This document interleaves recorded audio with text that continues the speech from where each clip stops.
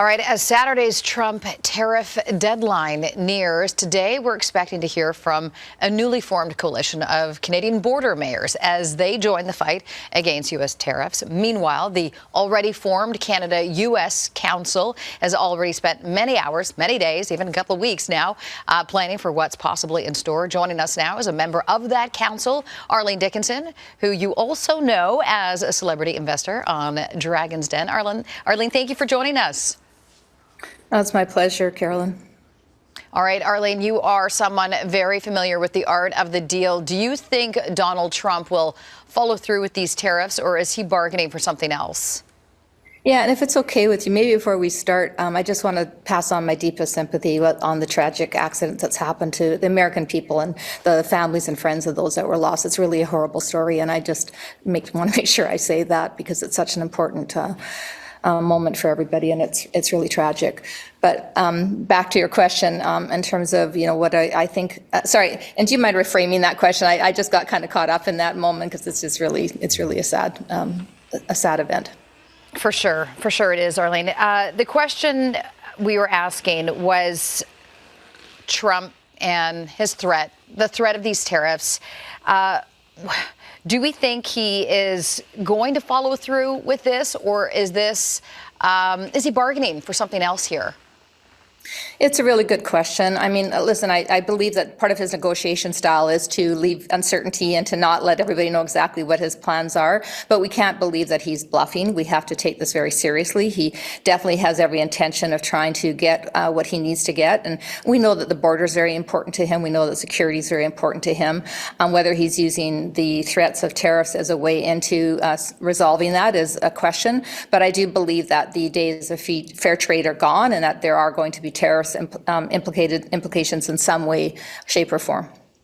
All right. Having said that, Arlene, you are part of the special counsel that is looking into the tariffs. What should Canada do if these tariffs do indeed become a reality on Saturday? Should we expect retaliation immediately? And if so, what might we see? What levers are you suggesting we pull?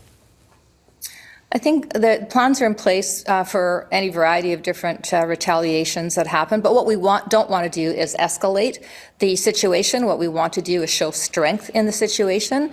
And so, whether that's one for one or other methods and means of trying to retaliate against what could happen, there are plans in place for that. I think what's very important for us as Canadians to remember that while this is happening, we have an opportunity to think about what's going on in our own borders in terms of our economic prosperity and what we can do to make sure that we are becoming less and less dependent on other economies. It doesn't mean that we don't need the U.S. And the trade that we have there, but what can we do here to have a healthy and productive economy? And now's the time for us to be thinking about that as well.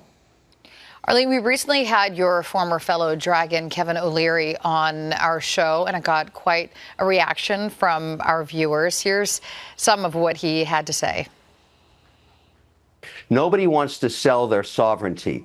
So everybody chillax about Donald Trump in terms of what he says. He's bombastic. We know that. Listen to the signal, explore the opportunity. That's my message to Canadians. Arlene, what do you think of that message?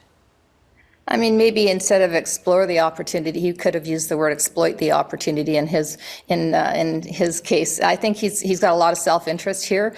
And listen, I also think he's a distraction. He's not negotiating on behalf of the country. I think he certainly may have a relationship with Donald Trump, but he doesn't represent Donald Trump. And I think we have to continue on with the type of diplomacy and the type of approach that we're taking as a country.